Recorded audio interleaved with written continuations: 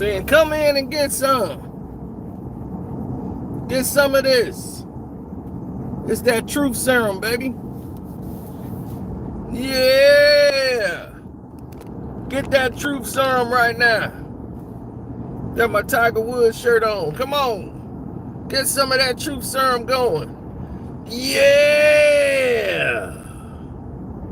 Get up and at 'em. We got a lot to discuss this moment.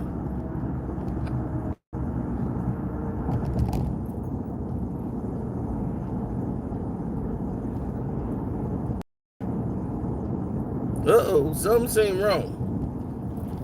Don't tell me the National Basketball Association is in here hating this morning. We ain't having that.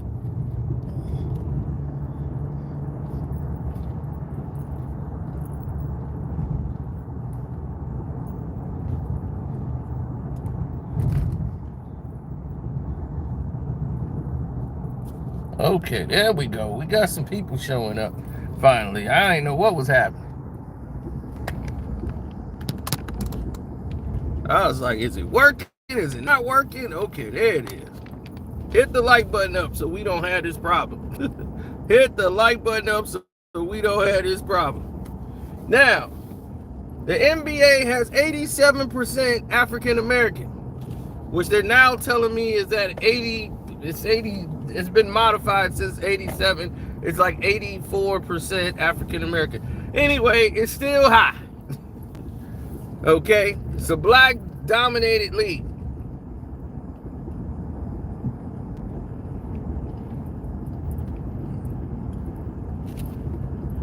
And they have a 67% number of players in the NBA that are living in debt.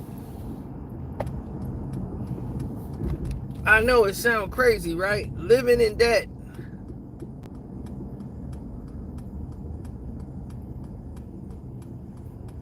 Now,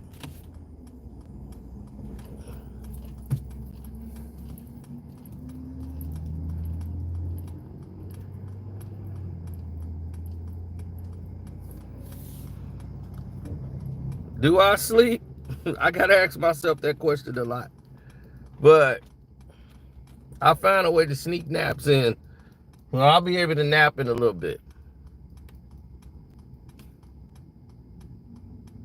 Now, here it is where the average salary is almost $1 million. How is the NBA and having all these players that are living in debt with multi-million dollars with endorsements and all of this stuff? How are the players living in debt? They have programs that's designed to show you how to protect your money for all the young players involved. The players union got involved and said, hey, this is what we need to do to teach these young athletes who go from not even having a job to making millions of dollars. You know, there's accountants, there's IRAs, there's living trusts, there's all of these different. Oh, okay, they blowing at them because I was like, if you blowing at me, I'm gonna blow your brain.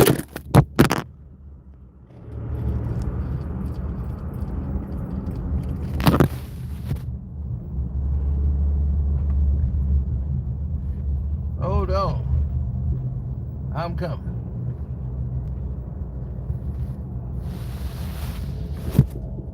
Now,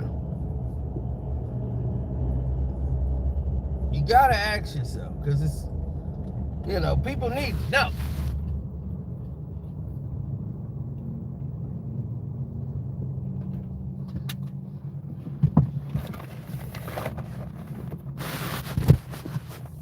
They need to know, people.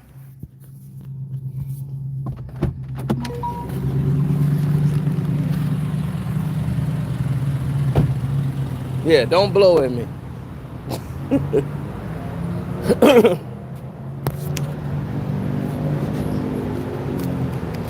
What is this? Oh, that's for the Herbie.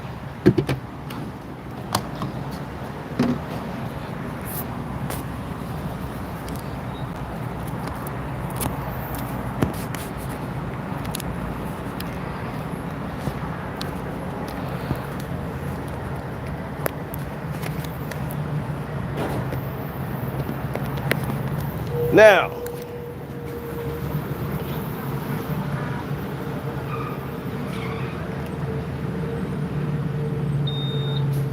thank you.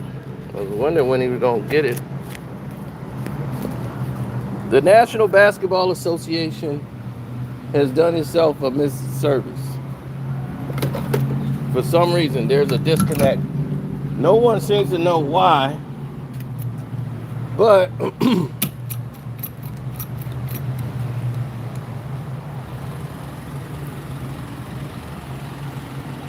oh, this mom's Mercedes.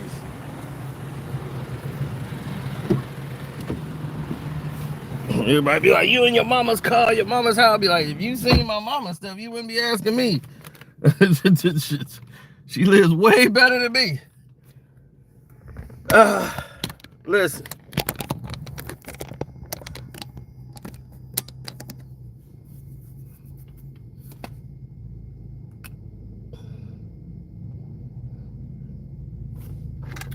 The NBA has put all these tools in place. How are the NBA players losing money? It's because it's a trickery system. The NBA basically taxes them in every different state that they play in. They have to pay. If they play the Knicks, they got to pay a state tax for New York. If they play in Houston, no matter if you play for the Houston Rockets and you're living in Houston, you're getting paid. You got to pay a luxury tax, right? You got to pay something that goes to the union for all other former retired players. You got all of these payments coming out of your check and your salary before you get to your federal taxes. And a lot of this is right away. You're not getting any of that money that they put on the news. They be 3 years, $60 million contract, 5 years, $65 million. You'd be like, dude, you got $65 million. You'd be like, no, I don't. I barely got 30 of that. Then you see the way it all go down with the pipelining. And that's why they always say, like, man, look, it got clogged in the pipeline. It'd be like clogged in the pipeline. Yep. And then you see things like sports gambling, right? You use the NBA players to market gambling, right? Something that they can't do, but yet they're used to market gambling. It's crazy. Active players are doing like bet rivers, bet all this stuff, and they can't bet. Hold on, we're gonna get to this.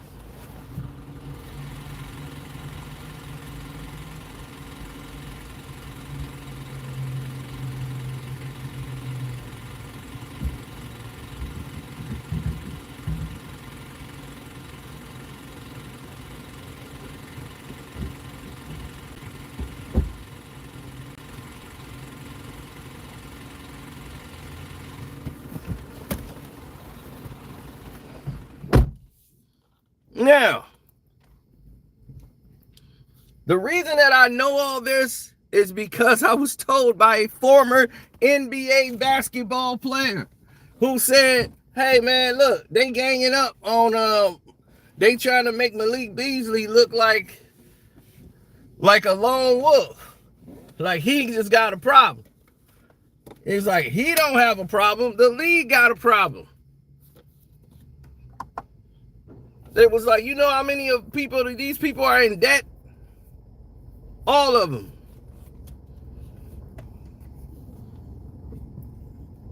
He said some of your biggest names that you think got all this money, they in debt. He's like, you know why? Because the first thing they do is they get mama a house.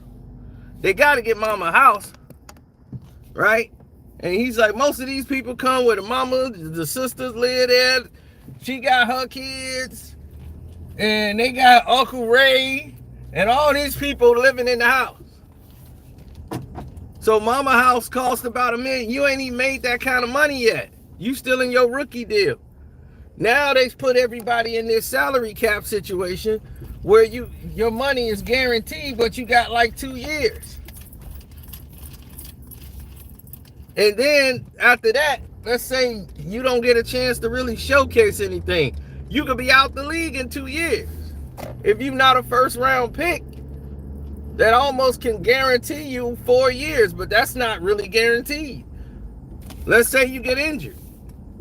They decide not to pick up your contract. They send you to development. Now you're getting 200,000, 250,000 maybe.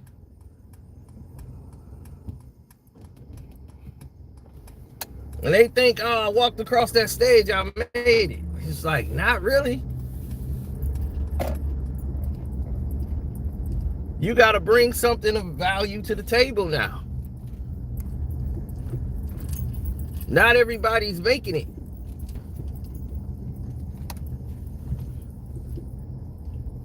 Dog, there's some guys that's on the San Antonio Spurs. They're on the team right now. Some of them are roommates. Roommates.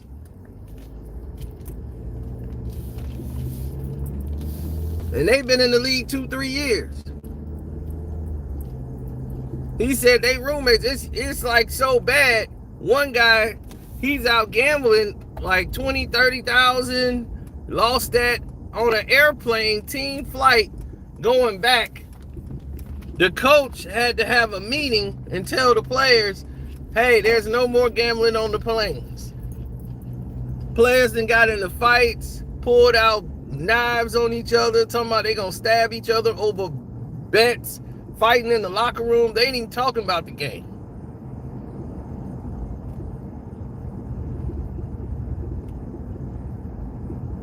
Before Daryl Morley got there, when they had Elton Brand had to get involved and break up a fight over gambling.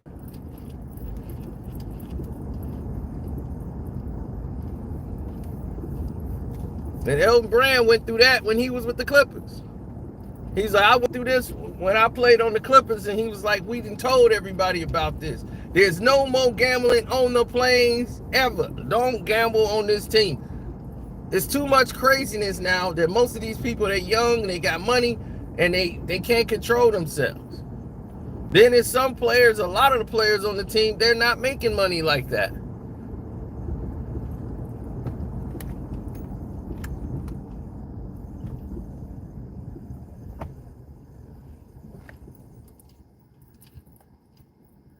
This is why the NBA, this is why the National Basketball Association has navigated themselves into a system that's only for the time being and not for the newer future. The newer future for blacks in this, oh, you can forget that.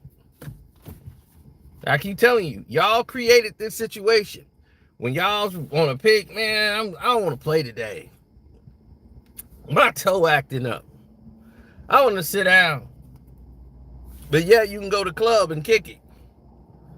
Y'all want to sit out games a lot. And sometimes the team want us to sit down. They're like, all right, cool. They going to get some people that want to play. Now you're seeing a lot of former NBA basketball players' children play in the league. More than you've ever seen in the history of mankind. Why? Because they're coming from stable, most of them coming from stable households. They have financial households that the dad been in the game. They know the system. They've been home trained. They're not taking too many kids off the streets. Unless they just phenomenal with talent. Now the try-hards, I'm going to work real hard and hopefully I can change my family's life. That's too far, few and in between. Now you get G League maybe. Second round picks. Then hopefully you could do something. They don't even want to take a chance on you anymore.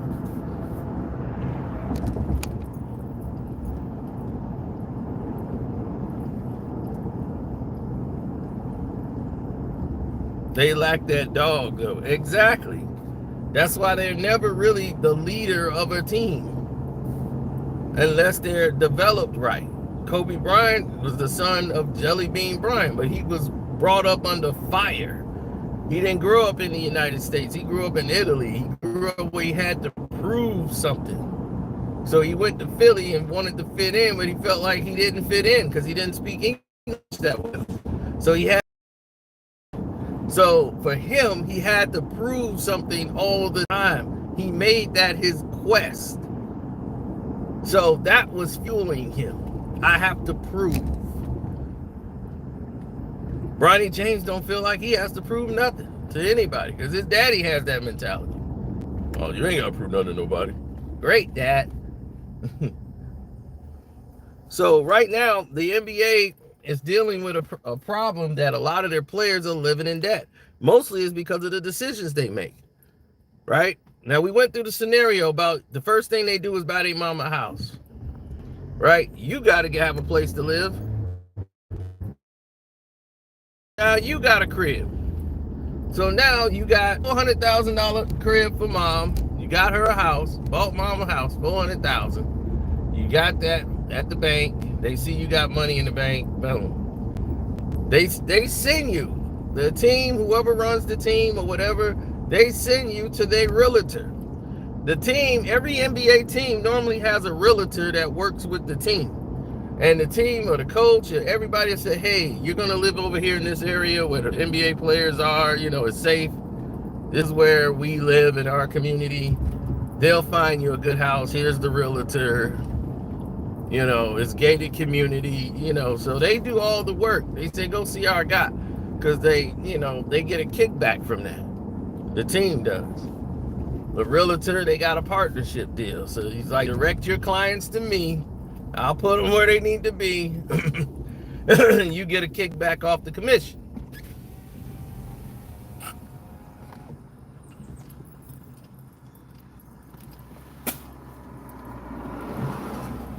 Players don't think like that. So now they feel like, okay, I'm the number one pick. I'm secure. I got this money coming in. You bought mama a house. You're buying yourself a house. So now everything is equated to your spending levels, and you think you can spend this money forever because you think, hey, this is my money. It's coming in now. I got all of this finance. I'm going to have this for life. Yeah, you got a car. Mama need a car too. Mama got a car. Now you got your sister a car. So you went and got her a car. She was like, she wondered why she got to drive a Honda. Mama got her a Lexus and she driving a Honda. So she want a Lexus. So now she got a Lexus and you got them. The team will say, hey, we know the dealership. We got a guy that works there. Come down here to the dealership where our guy is. He's going to take care of you. So now you go to the team. They go take you to their car guy. He's going to give you a deal. And there you go. Now you got two Lexuses, and now you got yourself a car, and now you want something high tech because it's you. So now you're driving something that you shouldn't even be driving. You got the brand new Tesla with ludicrous speed. Gotta have that. Gotta get a sound system hooked up. So now you got this state-of-the-art car. You're doing that. You got your girlfriend now. She gonna want to live with you now. So of course, now the girlfriend's living with you. Y'all got a crib. Everything seems nice, right? Next thing you know, you're in negotiations for your second deal. Your agent's telling you it ain't going well. Like they wanted this much money and I can get you this much if you go to another team.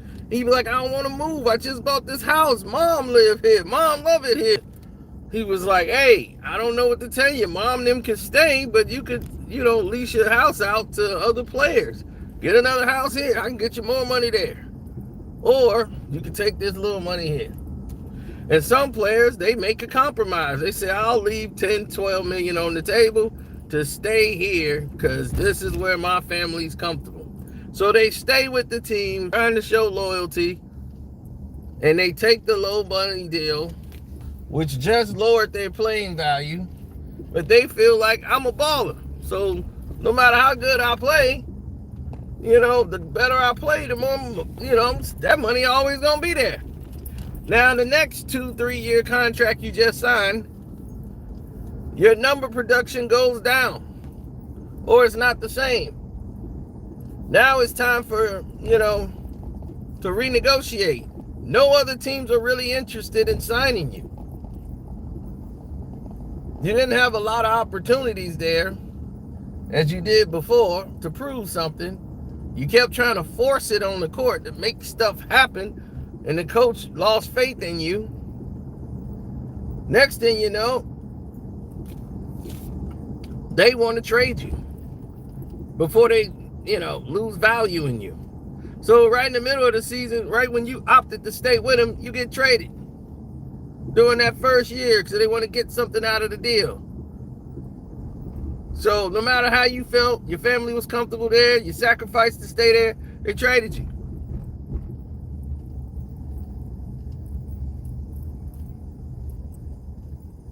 And now your endorsement deal with Nike ain't worth nothing. You don't even have a signature shoe where you can make money off of. You just wearing Nikes. And they just give you free shoes and some free clothes and gear to wear to promote for them.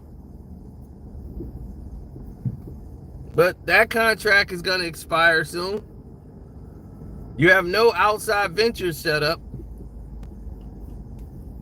Players in the NBA go broke after less than 5 years after retirement or out of the league, because there's nothing to equate outside of the sport that they play that would fit in and replace that salary loss. You go from making $3 to $8 million your final season on the average. Most of them are not going to make that the next year. So you got to find something to replace that money you lost.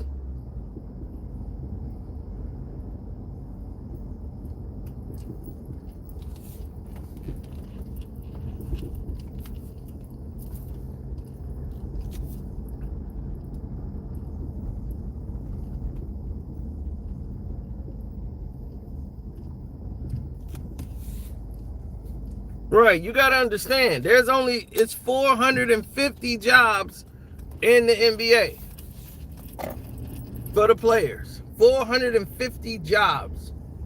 Okay? So out of 450 jobs, you're looking at 24 in an all-star game. Right? Them 24 are normally the highest contracts in basketball. Only about 50 to 60 of them are making large amounts of money.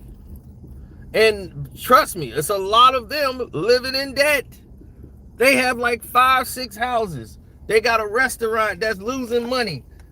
Believe me, there's a lot of them that are all NBA all-stars that are broke.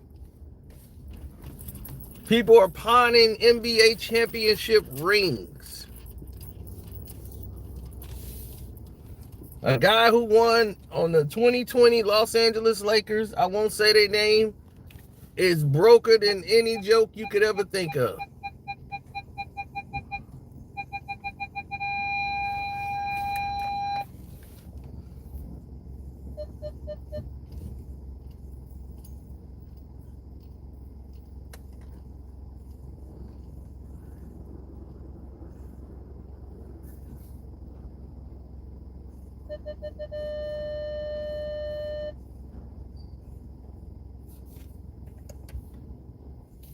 Now, when I tell you it's like when you say it's an understatement, it really isn't.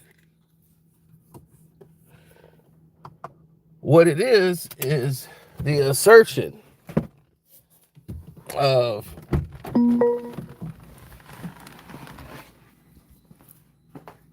what they put in front of you.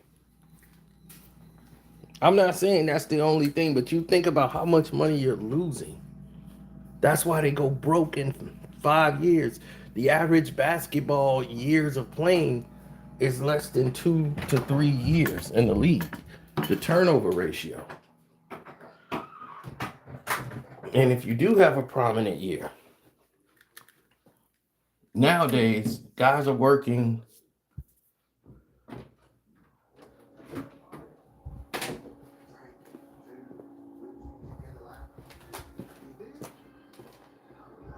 Yeah, they working 20 to 5. Hey, T. Yeah, 20 to 5. 5 years, then they get 20 years. Those guys, they still gonna struggle when they get out. Look at I wasn't gonna say his name, but Kevin Garnett.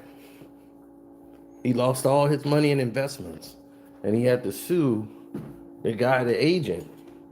But that's crazy. 67% of NBA players are going broke, and they in 5 years after they get through playing, after making hundreds of millions of dollars, they go broke.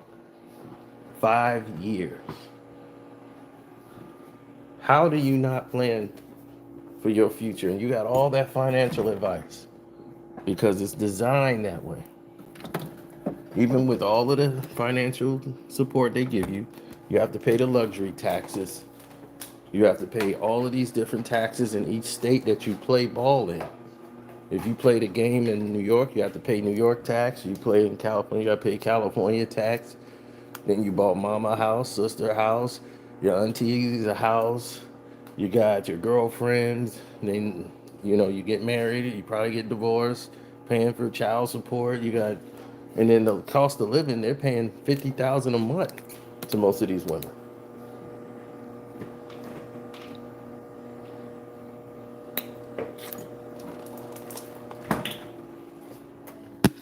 So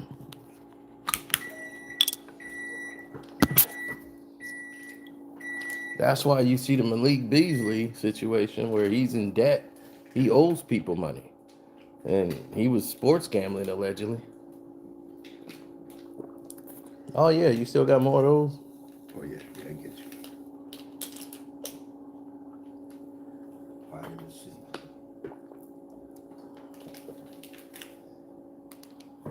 Yep. Well, once you put it in water, you shake it. Mm-hmm.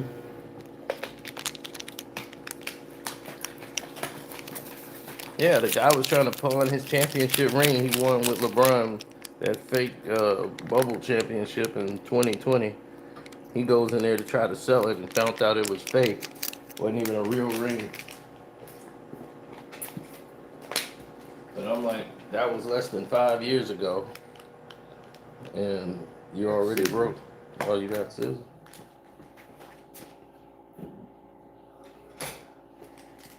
Right there.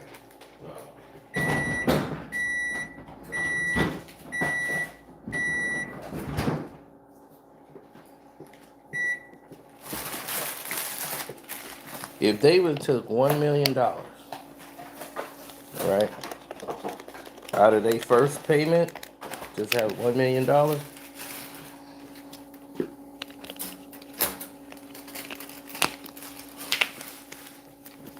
take the $1 million, mix it up,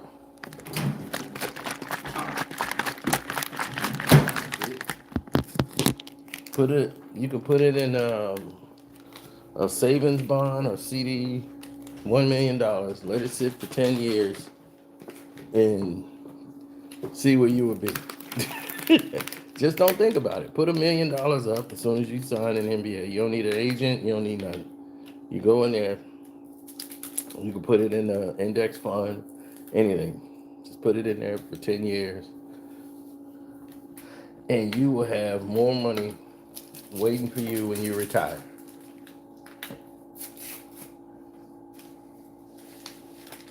That's why some of them, do you see them, they start doing announcing. They go to anything to try to live up to the lifestyle that they put themselves in. That's an expensive lifestyle. Yep. Because think about it, you made $16 million last year. The very next year.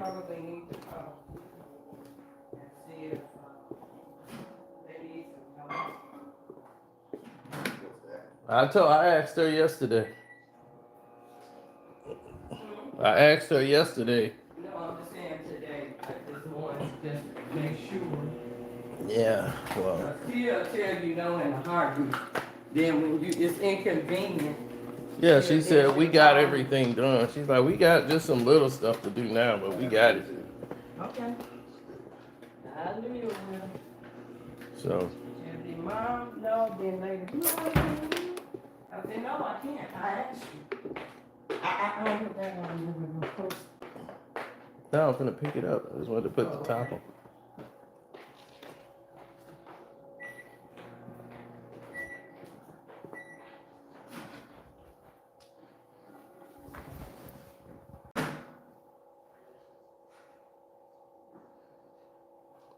Well, no, they supposed to have been getting taught on how to keep it. But these classes are definitely not helping. When you got 67% of them going broke and living in debt, that don't even make sense. Well, you got 19, 20-year-olds who've never had a job and they come into making millions of dollars. They're going to need IRA plans. They're going to need all of this guidance, and the NBA provided for them as soon as they get in the league. They get them the agent to tell them where to get their houses, a living, talk to them about interest rates, mortgages. Oh, she's making a mess. Oh, no, that's the water. Okay.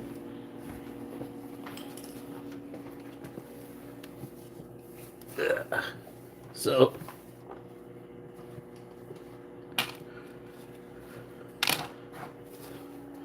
it's Nyla picking through her food. Yeah, so.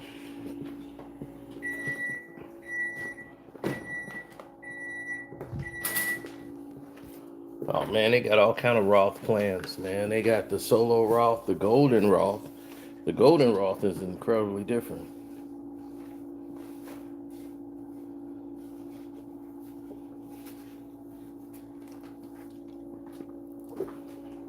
That's what he should do from day one. But first thing they want to do is get mama a house.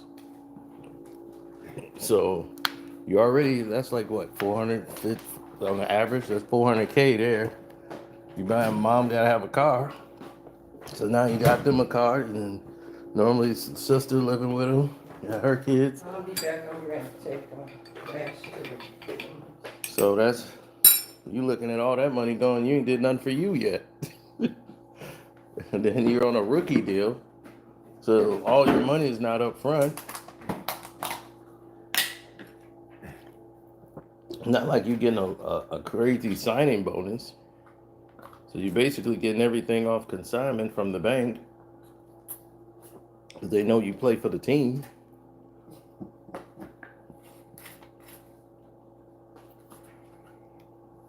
No, they sign with a firm, where the firm do all the work and investing. They go to like Merrill Lynch, or they got set up with another guy. They got the agent running their accounts. And then when they find out the agent's just been stealing their money all these years and using their money as collateral for his other investments, then you'd be like Kevin Garnett. And then when the money was gone, his wife left him.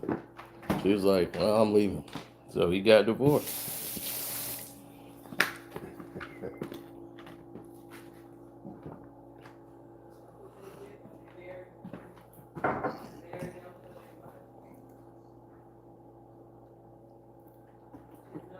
And he had to sue the agent to try to get his money back.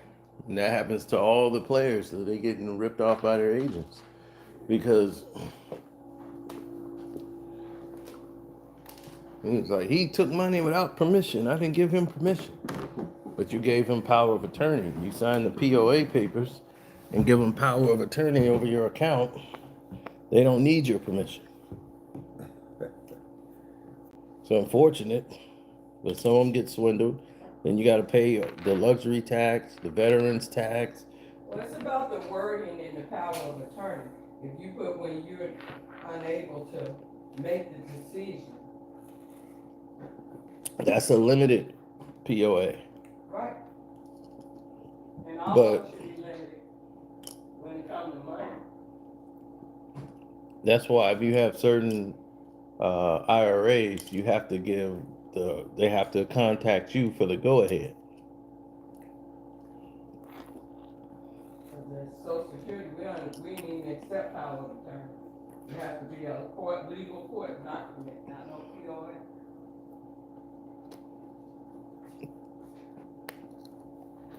And now they got sports gambling, which is getting most of the athletes who love to gamble in trouble. They're in trouble without sports gambling.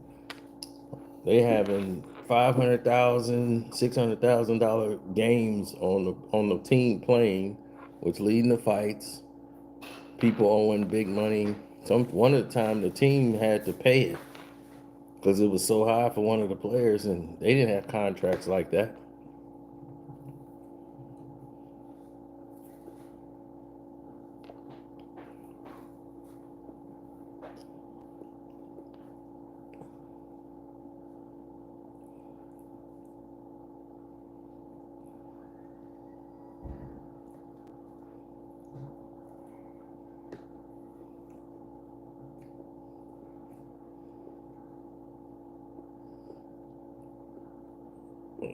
It's like point shaving.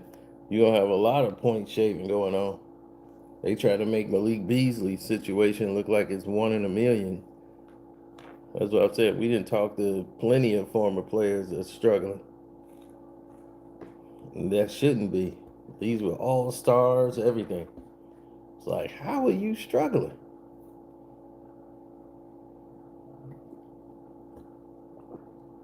Because he said, you can tell me another job where I can make 16, 17 million a year. And at the moment you retire, the next year, you're not making a quarter of that. The drop off is from one season to the next after you retire. The percentage of drop off is what, 89% in the revenue from one year to the next after you retire.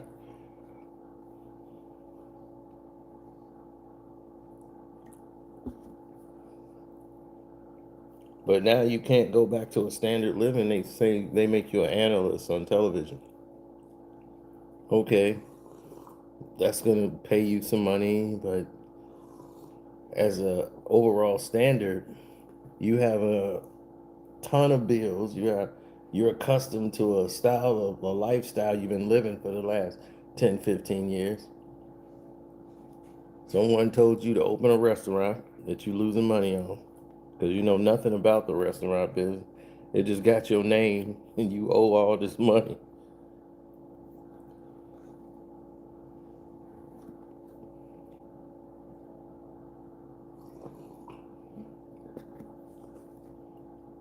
Yeah, all started from a gambling game on the plane. He had a what, 120 some million in his contract, and he wanted to bring a gun on the plane. But when they got off the plane and team plane, they fighting in the locker room.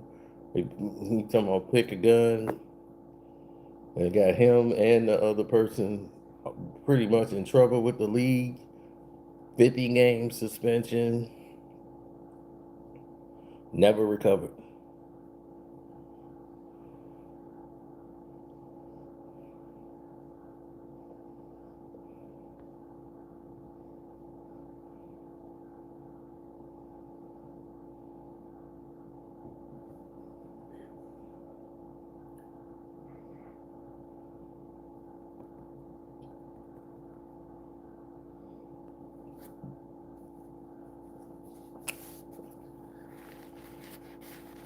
Like somebody said, you've been better off burying that money in the backyard than digging it up when you retired than giving that money to some agent.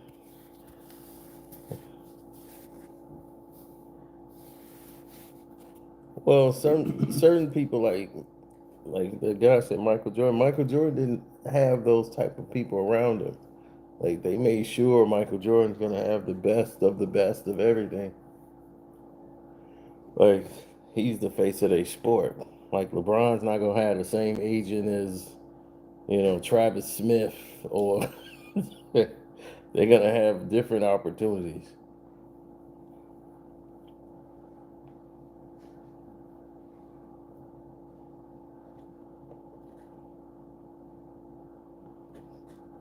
Well, when you go from being 19 years old and coming in the league, that's why they don't. Nowadays, the game has changed.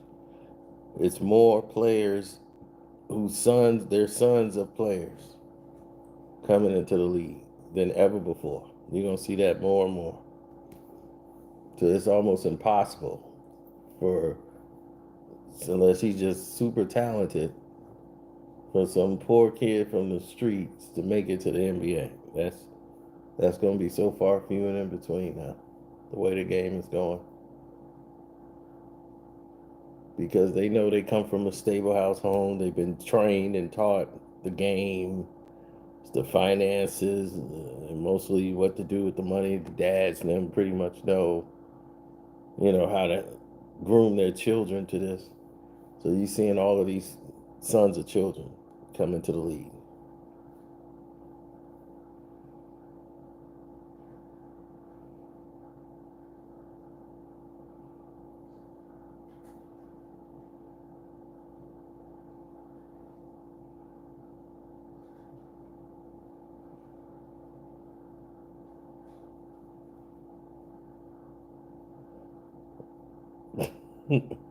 Tony Soprano buried his money and his wife was digging it up.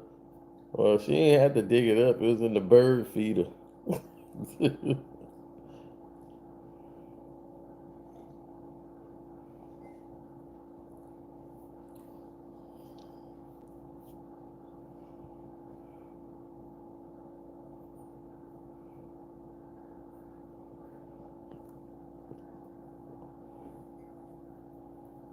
Yeah, it's a massive problem. But if they'd have put it in a CD, took a million as soon as they had it, put it in a CD and let that sit, and just let that one go and just sit there, they'll be making money each month. They'll be making money off of that. Yeah, the IRS investment, 10 years of sitting, letting it invest for 10 years, a million, just letting it sit. Don't touch it, just forget it. Forget you have it. You probably be set every month.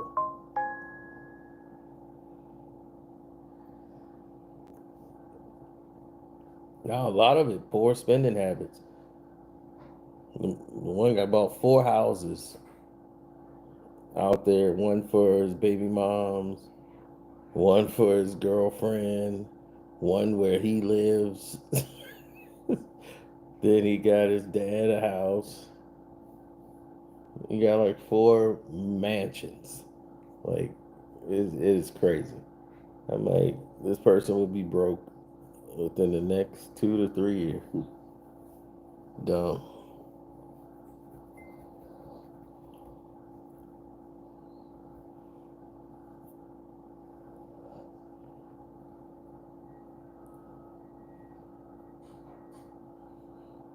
Yeah, everybody wanted to open up a cannabis shop. Every NBA player, and that was just not. He was, oh man, we can make millions. We grow, get these cannabis plants, and own our own cannabis shop. I'm like, are you nuts? First off, unless you actually own the whole thing instead of buying the company name that they're gonna sell you and just be part of the umbrella, they control what you could sell. You can't bring anything else outside in there. You're gonna lose money there. There's a cap on what you gotta make. You're not gonna make that much money as you think. It's terrible, and it's very expensive. Unless you know somebody that that works there that actually grows it. You're gonna have to be supplied it into your store from their growth farms.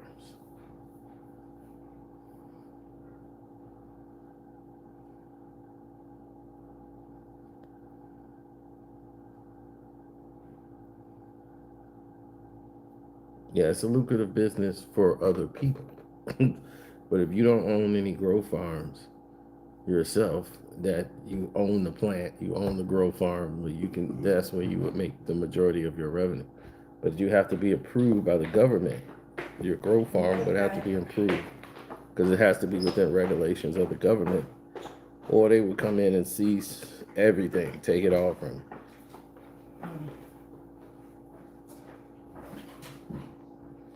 Yeah, you get a minute, I got a new gate in the hall over there.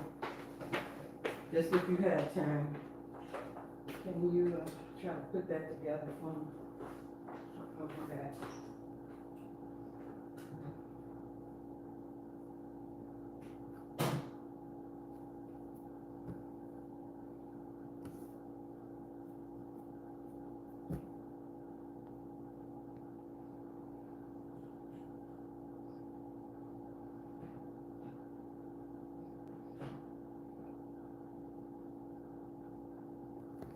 Clutch Sports is another reason LeBron is a better role model. I have no idea what has Clutch Sports done. Clutch Sports was just created a few years ago. They didn't know what they were doing. Leon Rose, he was shadowing Leon Rose and told him to go ahead and do it. Do you know that that guy Rich Paul never negotiated a contract? Even LeBron's contract wasn't even negotiated by Rich Paul. He was in the room, but he wasn't the guy doing that. That's why they have to pay that guy his commission for even LeBron's contract he got in LA was negotiated by the white guy from Cleveland who did all of his deals. He did all of the deals for Clutch Sports, and he was suing them because Rich Paul doesn't have a law license because he, of course, he no need no college, so he's too smart for college. So that's why they wanted to put the law in there for college, saying like, look, these kids are trusting these agents with their careers in life. You should at least have an education. And black people, no, you shouldn't. No, he don't need no education. So there you go. Y'all wanted to say that's discrimination, the Rich Paul rule. I'll be like, yeah, exactly. It is for Rich Paul. Should be for anybody. They should have the least a degree of certification. But see, he's a con man. He's always been a con man. He's a hustler. And that's what he's doing now, hustling. He hustling Adele. She's so fragile. Got conned by Rich Paul that's sitting there spending up her money, ruining her name.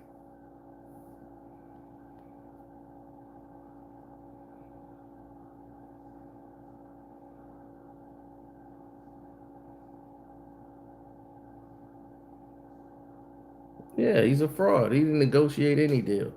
You know why he couldn't do it? Because he doesn't have a law license. See, that guy is not only an agent, he's a lawyer. So he can do legal. His wife is a lawyer. And Clutch Sports didn't pay him his money, which they should have done, and he had to sue them.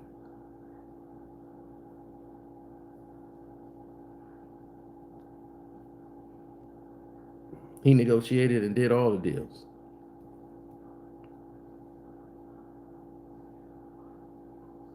That's why they called him like the holdout. Like he'll hold out for a deal. He'll take it all the way down to the last second.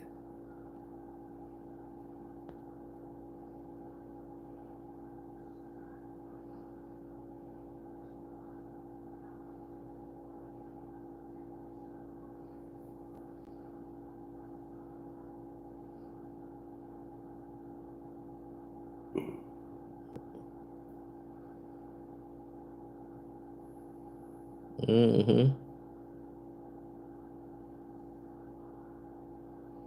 I know they don't teach financial literacy in high school unless you go to prominent high schools. There is no economics class. Earlier today, we were talking about credit card debts. They're giving people without jobs credit cards. This is insane. The average American is have $8,000 in credit card debt. You know how much they're just making on interest if you're just playing that without a fixed rate. A fixed rate would be the only way that you can get yourself out of it. I mean, some of them are walking. Everybody's walking around with like $40,000 in credit card debt. They only make 40,000 a year. It's crazy. It'll take them 41 years to pay that debt back. And by the time they paid it off, it'd be about $115,000 they paid with interest altogether. It's crazy.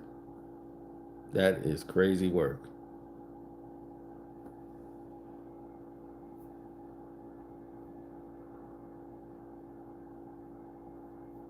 Appreciate it, Tim.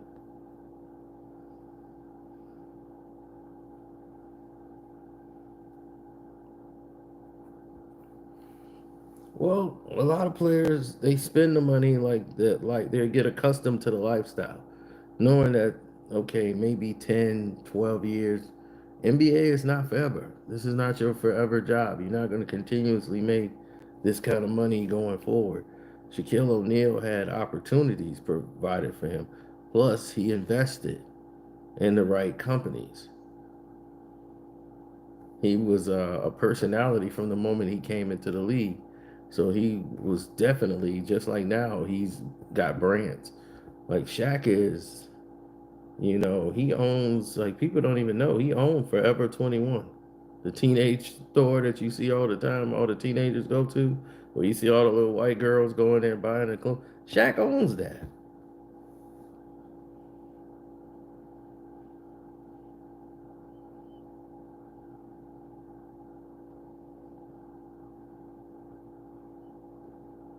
Shaq got Papa John's. Shaq has so many investments. Believe me, he talk like he broke. Shaq's not broke by far. Shaq has about 700 million, and probably net worth is highly up there.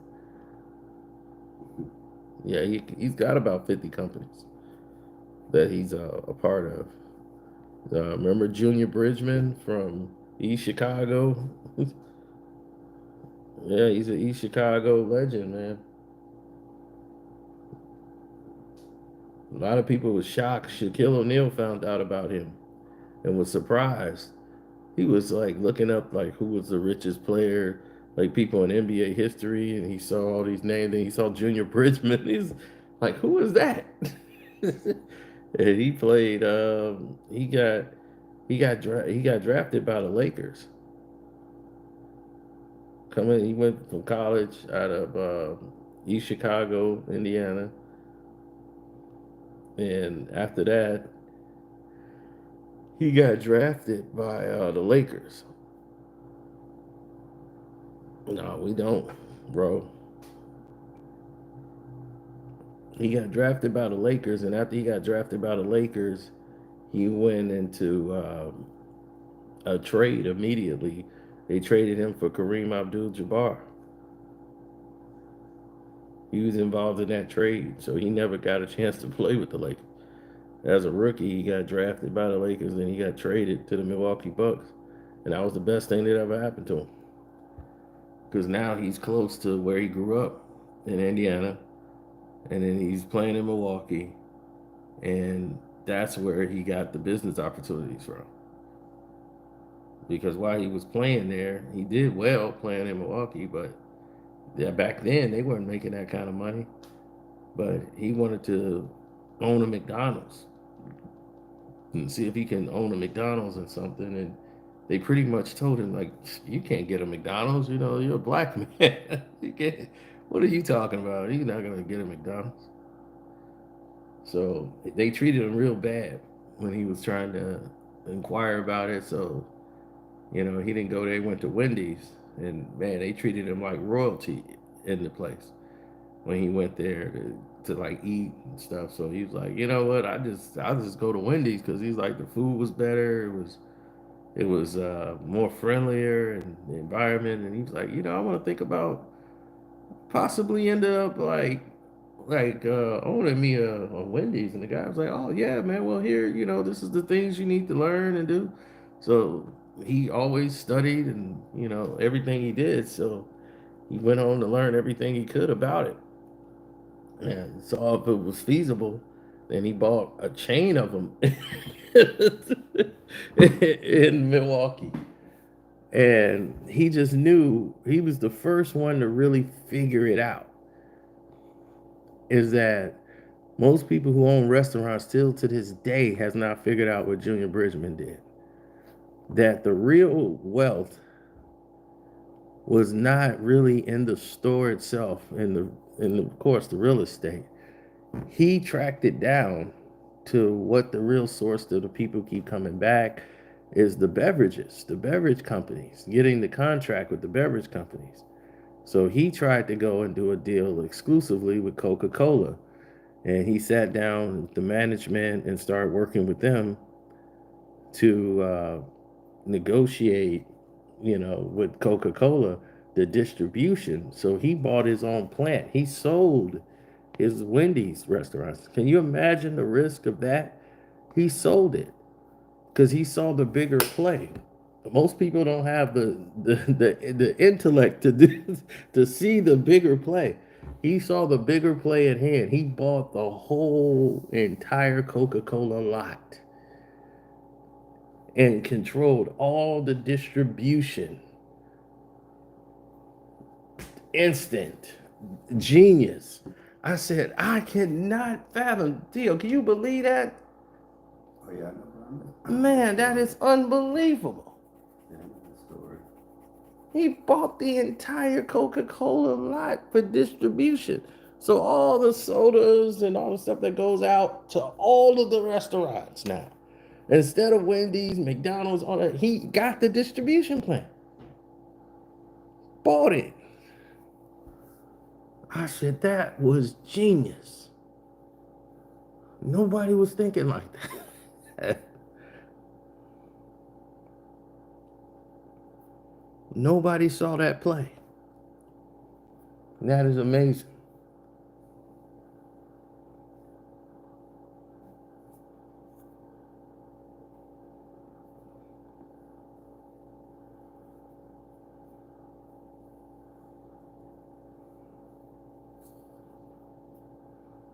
Yeah, so that's what I don't understand that now players today, and he played in the 70s, the 1970s.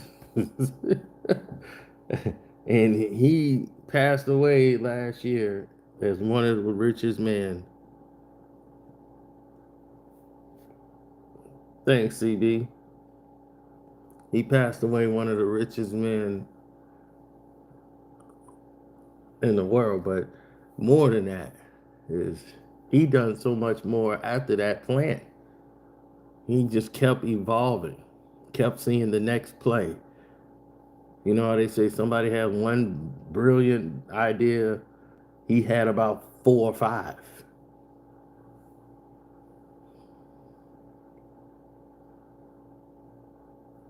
I just don't understand with the money they got today, these NBA players. I don't see how they think so small.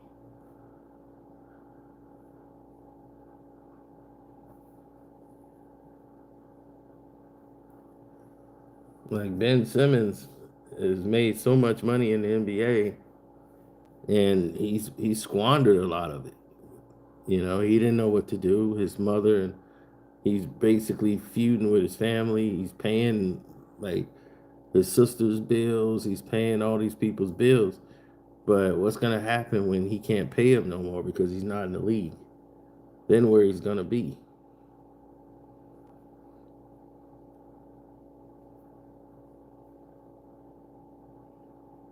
Trump took out Hulk Hogan. No. Y'all crazy. Why would he take out Hulk Hogan? Man, y'all should listen to Ric Flair. Like Ric Flair was crying all day, yesterday, and was like he knew him. He's like he was a great guy. He's like, and the way social media was doing him yesterday was wrong. So they could be so cruel to people, man. I'm like, even if you didn't like the guy, to be, just disrespectful like that after somebody passed away, I just wouldn't do it. I just don't understand it.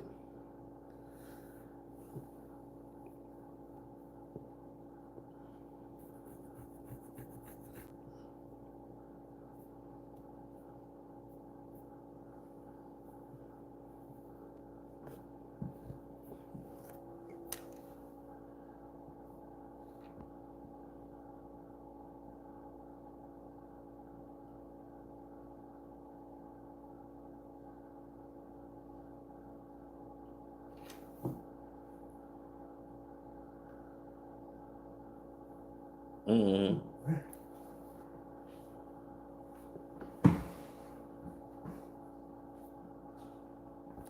Yeah, I'm supposed to be getting my steps in. And I gotta get changed. Get it before we get too hot. Yeah.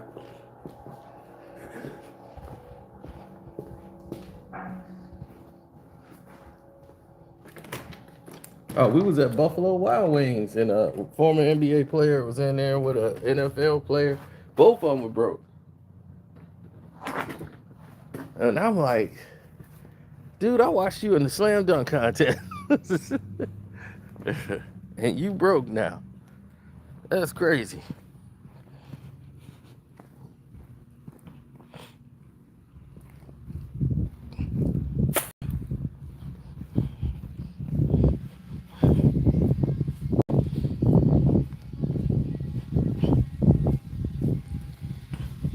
Yeah, that's crazy work, man.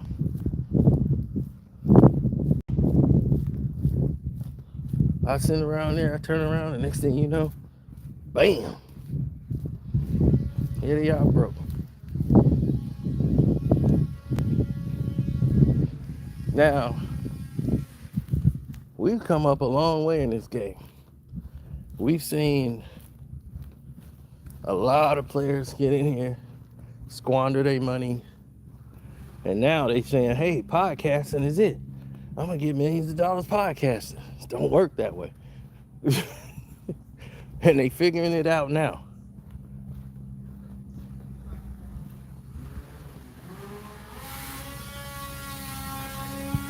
But the same thing they complained about,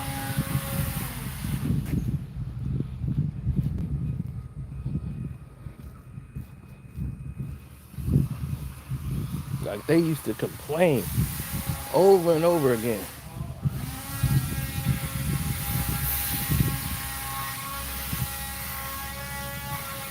about trashing players and be respectful, right? They used to do that all the time, like be respectful, don't do this. The players of this and the players of that, show respect. Respect your players at all times.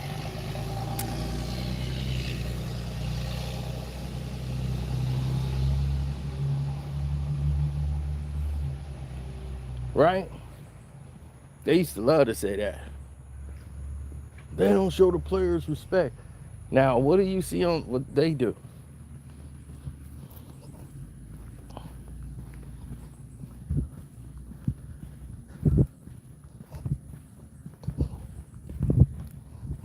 Morning. Gotta get it in before it gets too hot.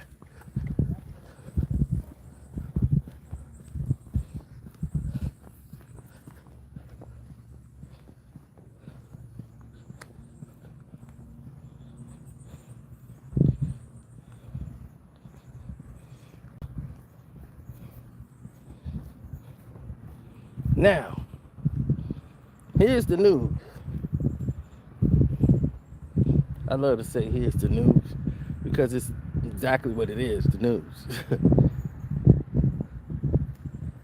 How come nobody seems to get nor understand the process, right?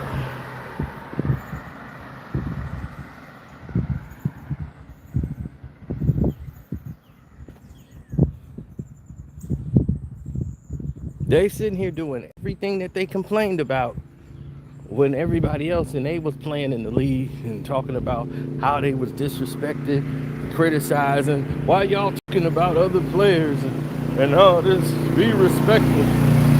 Now, all you seeing is former players being disrespectful to their former colleagues. One that ain't even here no more. Tracy McGrady lived with Kobe Bryant.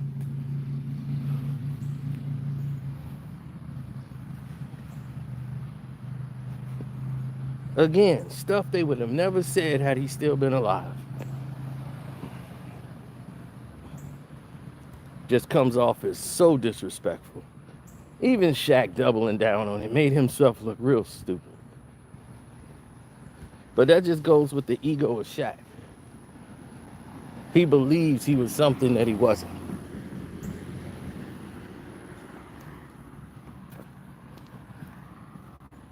I would have won if I had another player like T-Mac. No, you wouldn't. T-Mac wouldn't have been there, available for the games. And if he was, y'all would have lost. He had Yao Ming on his team, and they lost.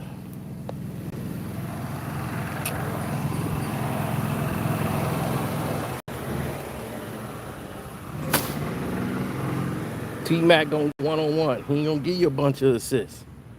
Kobe shared the ball a lot more than T-Mac. You'd have found a way to get jealous at him.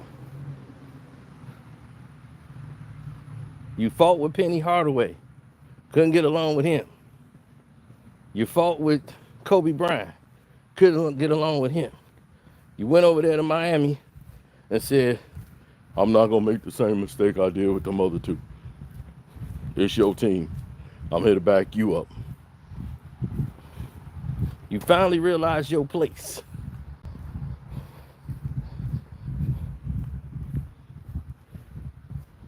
Like Michael Jordan said, I ain't Shaq. And everybody mad I got Shaq on 95 out of 100. That's being gracious.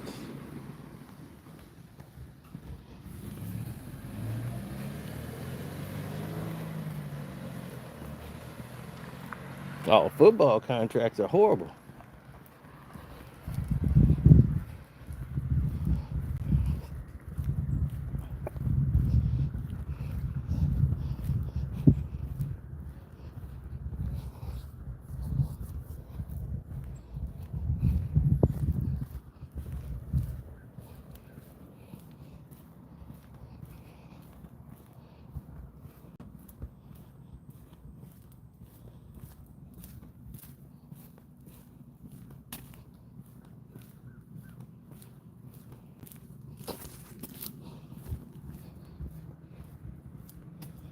Unless you're a QB, pretty much.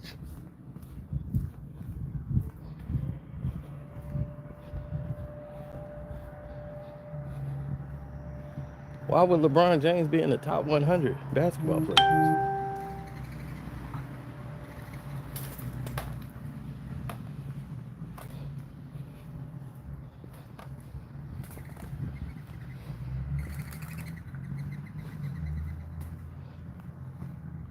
That don't make any sense.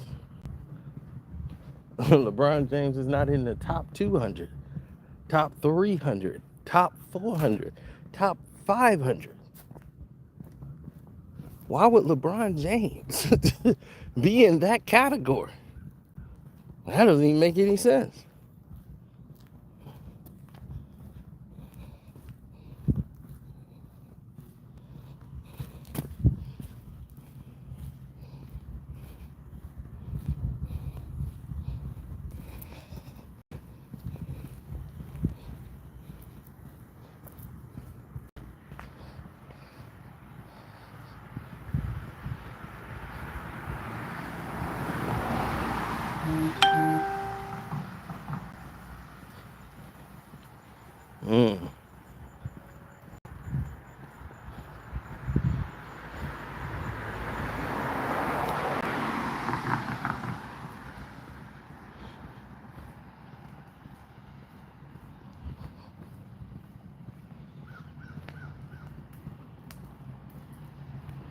Yeah, well, like I said,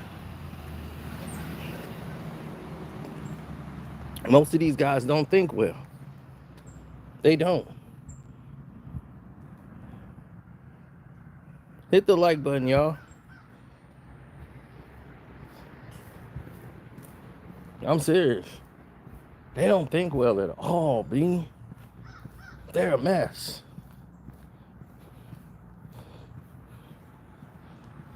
I'm serious. They're a mess. It's not even real. I'm not even joking with you. These people are a mess.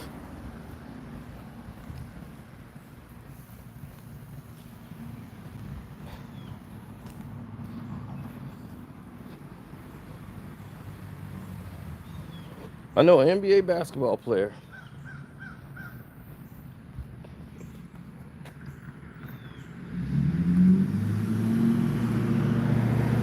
who's living right now on a loan from an NBA team. He played the whole season for free.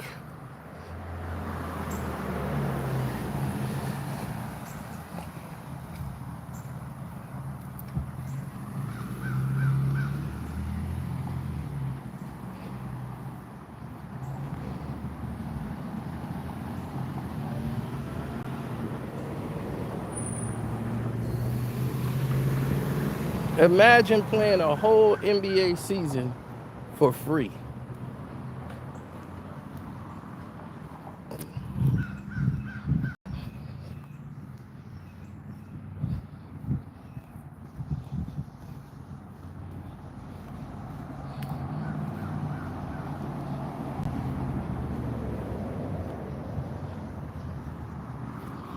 Now, one player played 6 years in the NBA. Played only 6 years. He got one big time contract. His contract scheduled him to go at least 8. He got injured, but he ended up playing like 6 years. Then he went to go play overseas to try to see if he can get back into the league. It didn't work out. He was out of the league. Now, as far as his pension kicking in, his pension wasn't that much. He didn't get full medical, and he was upset about that. And as you've seen some of these NBA players who went to jail, like we got Glenn Big Baby Davis going to jail to do his time because they got caught in this insurance proxy with the other NBA players because they didn't have the insurance to cover it. The NBA referees, they did the same thing, hawking their airfare to save money on their tickets. Y'all probably don't even know this happened. The referees got all in trouble because they start selling their first class tickets, going down, demoting them to like coach, and keeping the difference. The NBA found out what they were doing, and it almost brought down the league. Y'all didn't even know that happened. They cleaned that right on up. You ain't gotta believe me, look it up. That was gonna kill the whole league. And it was one of their lead officials. Ooh.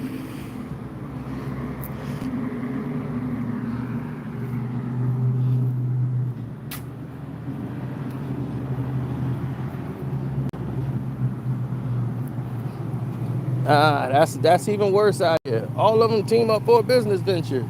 Trust me. Scottie Pippen lost $11 million.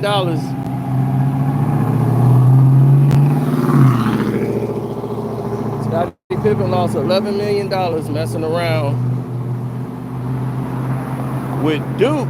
alumni, Christian Laettner. They put up their money to try to bid for an NBA basketball team. Right? They all put their monies up to invest in an NBA basketball team. And they supposed to get their money back. But they didn't get their money back for some reason when they didn't get the team. Scottie Pippen was out like $11 million. So Larson went to the house to go get the money and talk to Christian Laettner. Scottie was too much of a punk to go up to Christian Laettner to ask about his money.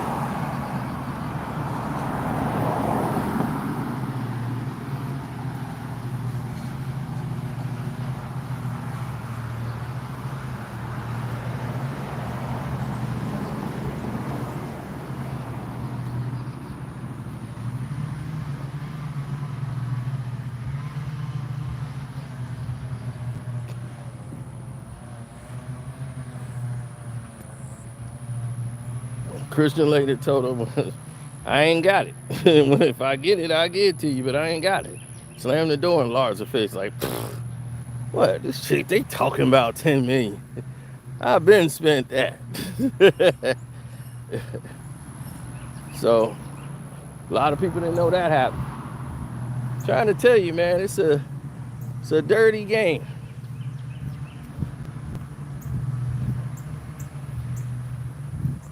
When you got millions of dollars, they find a way to come and steal it from you.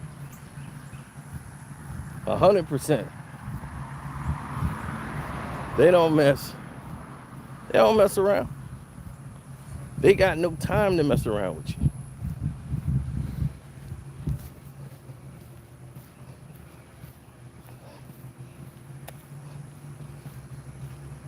It's a lot of players that played in this league who were smart. They made the right investments. So when they retired, they had their money and then some.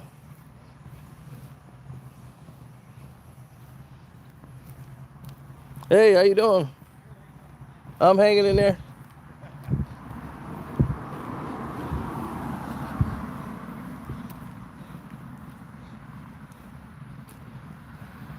Well, sometimes the bag is stolen from you from so many different directions. You know, you got cousins that you ain't never heard of. You got aunties you ain't never heard of. Now they all want to know you. You're their favorite nephew.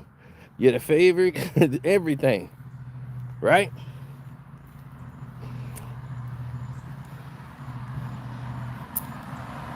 They all want something. Man, nephew, I'm telling you, man, my fishing. Now, you know I'm the best fisher in the town now. I'm telling you, man, if we had this fishing boat, man, I'm telling you, man, we gonna have a fleet of fishing boat. We gonna be like bubblegum shrimp. Man, you know how I am with a fishing boat. I'm dedicated. Man, I ain't asked for no money. You know I don't ask no money. I'm saying, man, just put me in position where I can make my own money. That's what I'm talking about.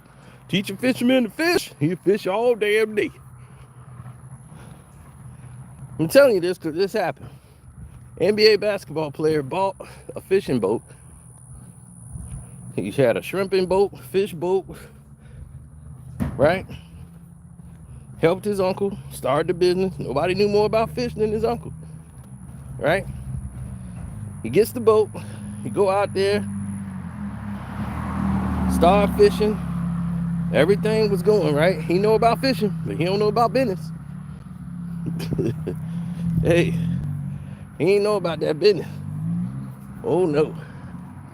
So all that talk about fishing this and fishing that had nothing to do or nothing on top of everything that was going on over there.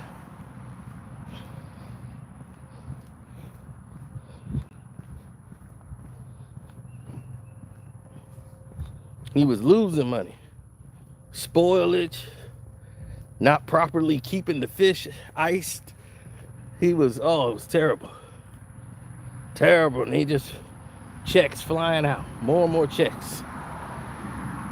He thought that him getting his business for his uncle was supposed to bring money in.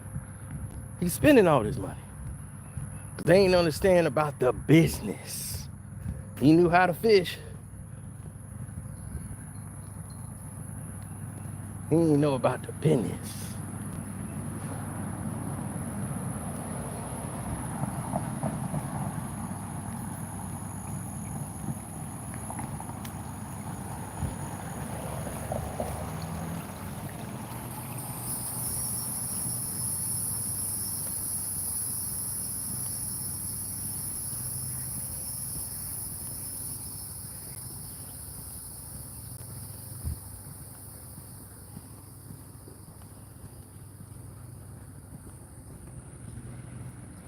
Yeah, well, that's because most of the people there are very shallow.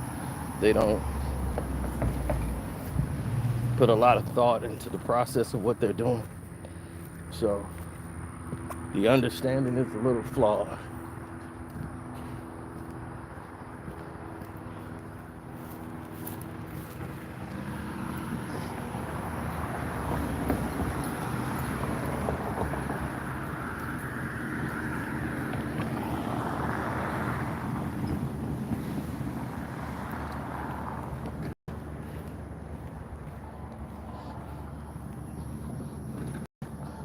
So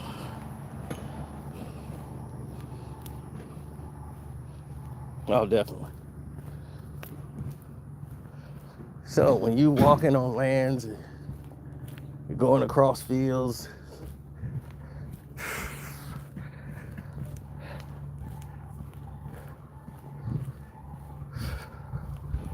like if I lived here, the top business I would have would be heating and air.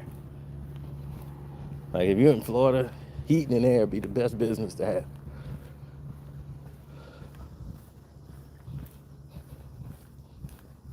Heating and air. It'll be, what's your business? Heating and air. What you do last year? Heating and air.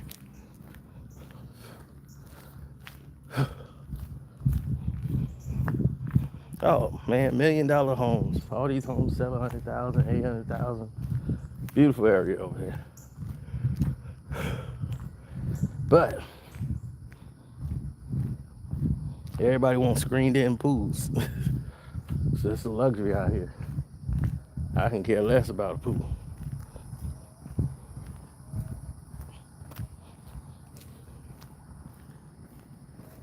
Everybody in competition with the yards and cars and all that.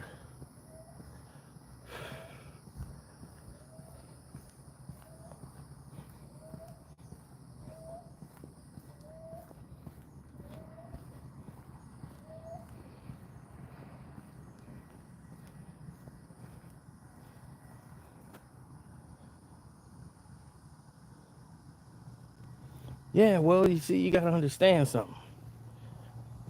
Location is everything. MJ can go anywhere he wants because MJ can go anywhere he wants.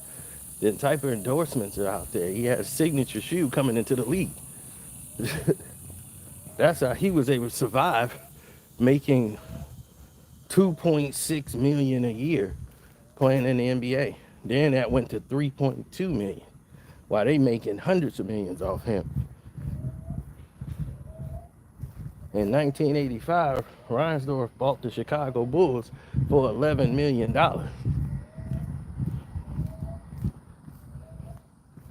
He turned around that 11 million into 10 or 13 billion for the Bulls. Bulls are worth $13 billion now. All because of Michael Jordan. And he had the gall to tell Michael Jordan, no one man deserved that amount of money when he's trying to ask for $50 million a season. No one player deserves this amount of money. It's like, you want to bet? How much money you got? It pissed Michael Jordan off. But he deserves that and then some. Everybody in the league owes Michael Jordan. Every owner in the NBA should be writing him a check.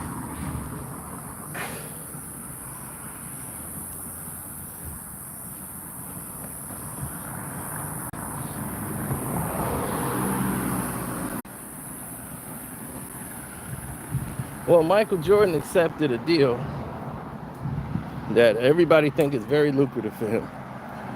He turned that into lucrativeness, but it's actually a bad contract. The Jordan brand contract is a bad contract. What they able to do, what they thought was what they wanted, really isn't what they wanted. Nike was able to tell Michael Jordan to keep him with Jordan brand. I'm gonna tell the full story on the Patreon so y'all will hear it, and it's gonna blow y'all mind. Jordan was gonna leave Nike. Oh yeah. That real story is gonna blow y'all mind.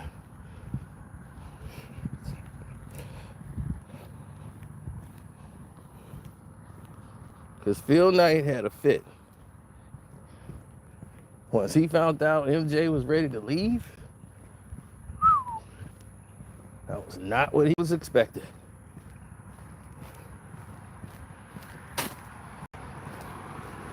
But put a pin in that. We'll put that on the Patreon either tonight or later on today.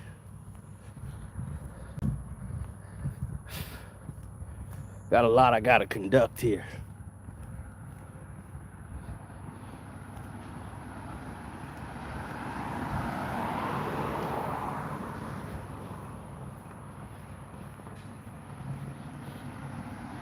Klay Thompson, that's the thing. Klay can give a damn about Meg the goddamn Stallion. This is for branding purposes.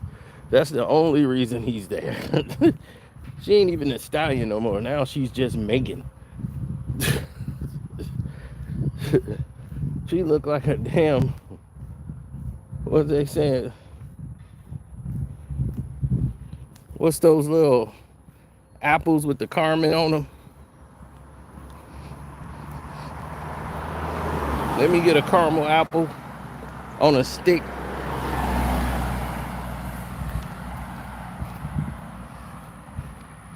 She like a caramel apple on a stick now. That big old head. She old Zempic her damn body up. Now she done shriveled up to a damn prune. I'll be like, well, the only thing that kept you relevant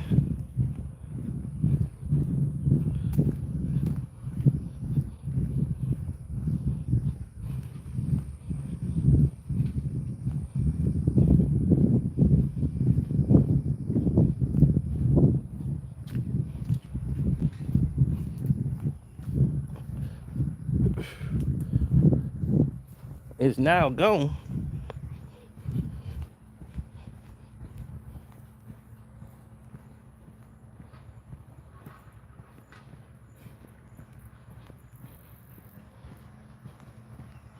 Yep, candy apple. She looked like the candy apple bottle.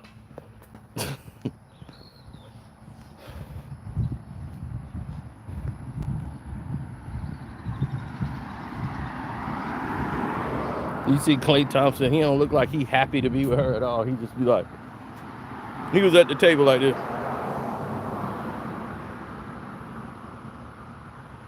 I don't even listen to this music.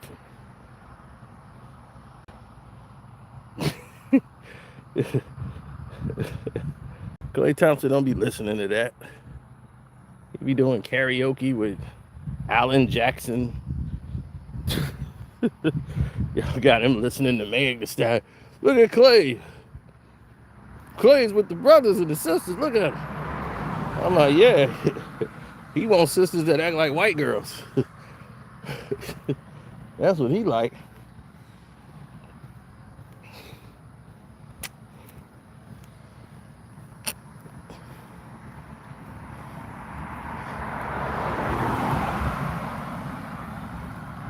That's like Steph Curry.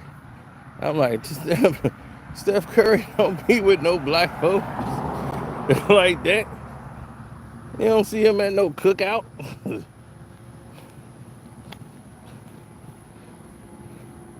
Steph Curry grew up with white folks.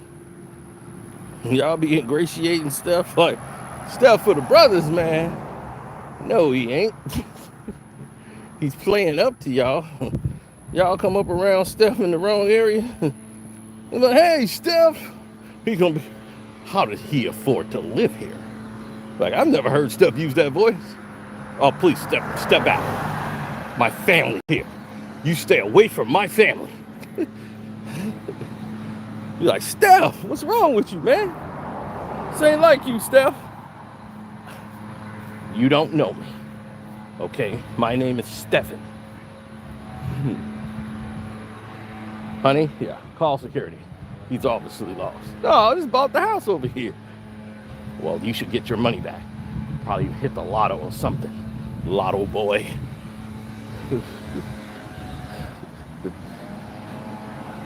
Honey, go and lock the kids in a room. I'll handle this.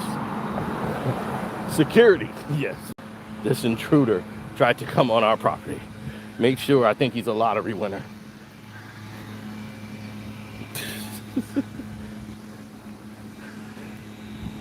Maybe he's right away, Mr. Curry. You're gonna be, man, Steph Curry, man, you a phony. Maybe, Jeffrey, can you deal with this?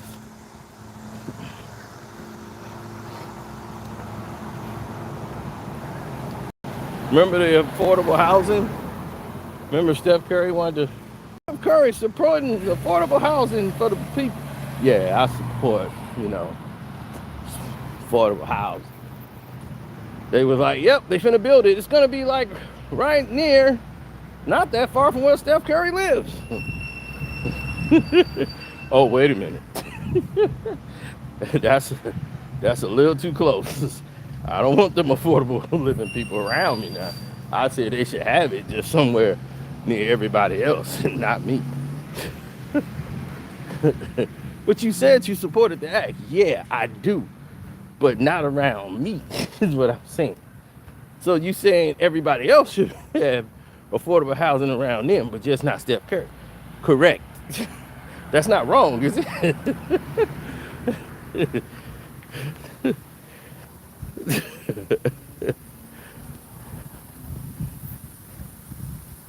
Keep telling you, man, the people y'all uphold is a standard of what to look forward to.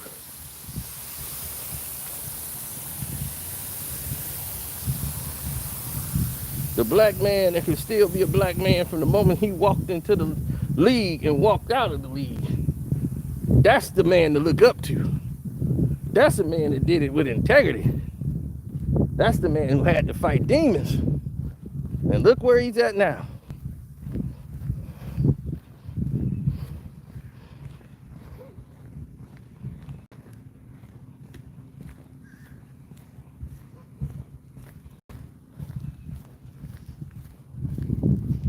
Integrity. It's everything.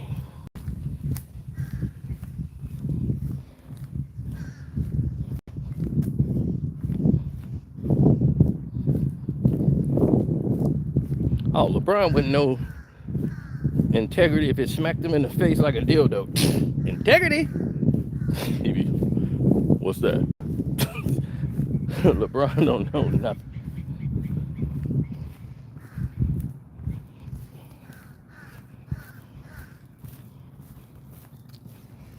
I haven't checked my Twitter yet, but if my Twitter ain't back up, we going to wood shop, boy. Don't think I forgot. I've been nice to you because I've been busy dealing with my nephew.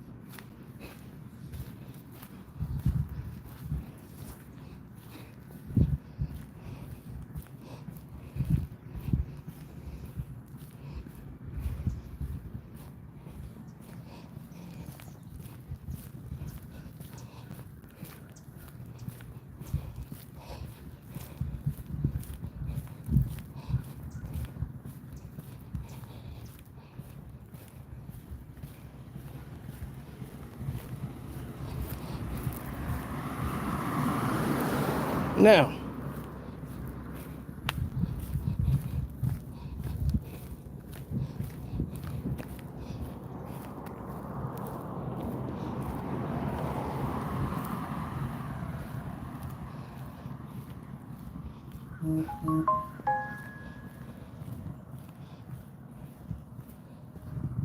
that's funny. We talked about Wendy's, and I just saw a business thing just popped up on my business. It just popped up. Wendy's just launched a new deal or something. I said, now, ain't that something?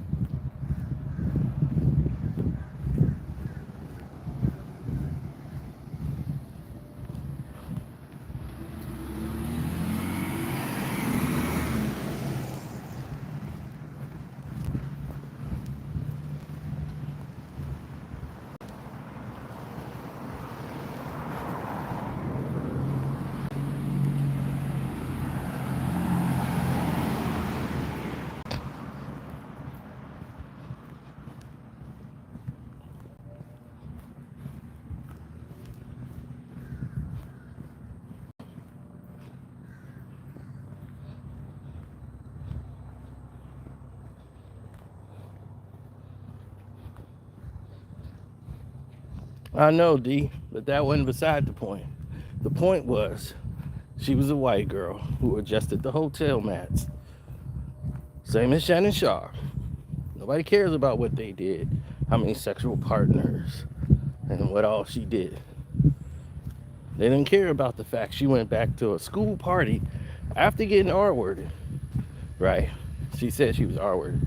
Went back bragging about who she slept with. Her friends. Talking about Kobe's size. Talking about all of these different things. Things that they didn't want to tell you, the general public, over and over again. Right? That when they did come over there, she had multiple men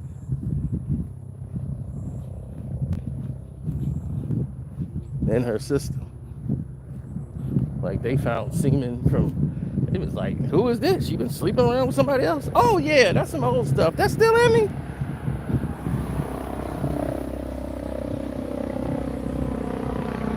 So not only did they have Kobe semen,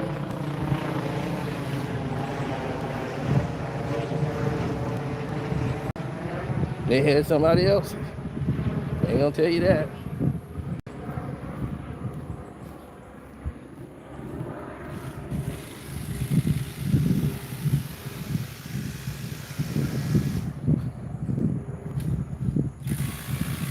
Because then it doesn't make her look like the wholesome girl who was just doing her job.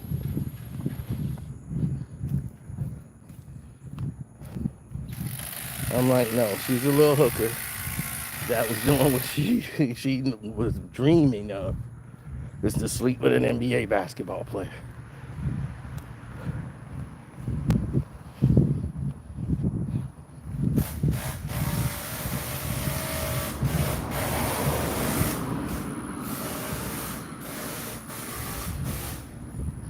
And she didn't want to be embarrassed.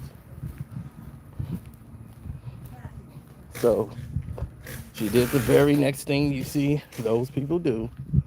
Say the R word. Just throw it out like it means nothing.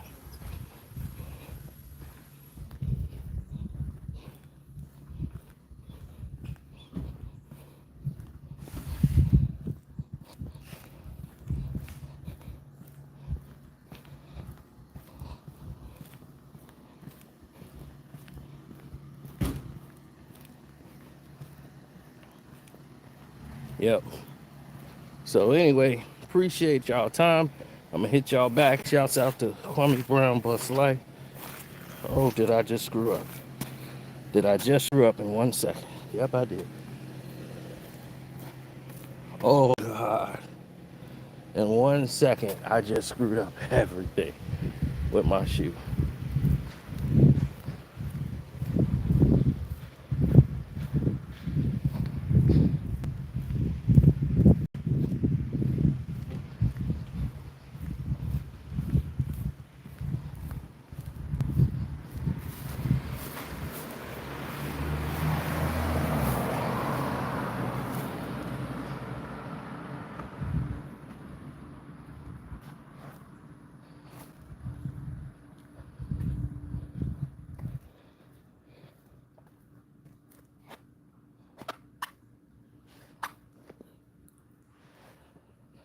Oh, man.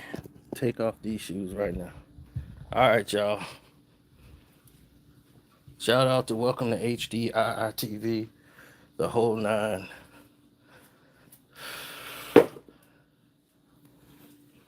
Love, peace, and hair grease. Your boy Carcino is out.